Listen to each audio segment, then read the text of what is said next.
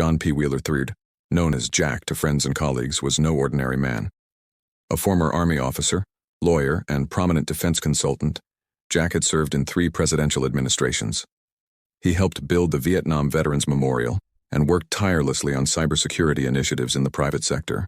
But in December 2010, the 66-year-old vanished without explanation, only to be found days later in the Cherry Island landfill in Wilmington, Delaware. Jack Wheeler had traveled from Washington, D.C. to his second home in Newcastle, Delaware, in the days before Christmas. Security footage from the area captured a disoriented and barefoot Wheeler walking through downtown Wilmington late at night. He appeared confused and agitated, at one point approaching a parking garage attendant asking for help locating his car. He was wearing only one shoe and no coat despite freezing temperatures. Earlier that day, Wheeler had been seen entering office buildings and appearing disoriented. Some people thought he was under the influence or experiencing a medical crisis. He left behind a trail of odd behavior, including breaking into a neighbor's home under construction, where he left behind several personal belongings including his cell phone and documents. Police were called, but Wheeler left before they arrived.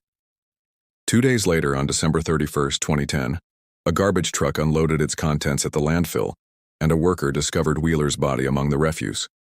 The autopsy revealed that Wheeler had died from blunt force trauma, consistent with being thrown into the dumpster alive and crushed. However, the exact circumstances of how he got there remained unclear. His death sparked intense speculation. Given his history in national defense, some theorized that Wheeler had been targeted for his sensitive work in cybersecurity or his involvement in government programs.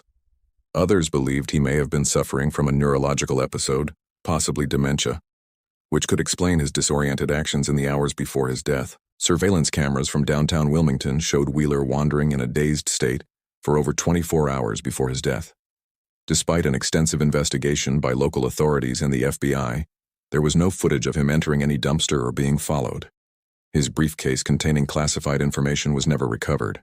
Investigators looked into his recent activities. Jack had been involved in a legal dispute with a neighbor over a construction project near his home. He had also received emails and calls that seemed to distress him, according to friends. Yet no conclusive evidence ever surfaced linking anyone to his death. The case eventually went cold. No one was ever charged or named a suspect.